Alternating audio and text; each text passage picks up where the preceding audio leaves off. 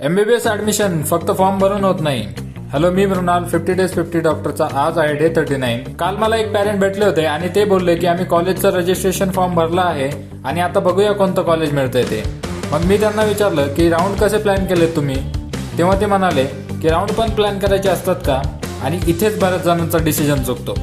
MBBS admission हे फक्त form भरणे इतपत मर्यादित नसतं, तर त्यासाठी राऊंड वाईज स्ट्रॅटेजी प्लॅन करून चॉईस फिलिंग करावी लागते.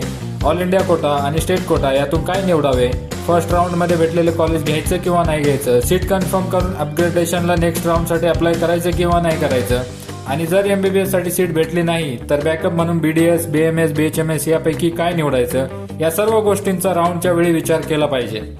हे डिसिजन जर चुकीचे घेतले तर सीट पण जाते आणि वर्षही वाया जातं.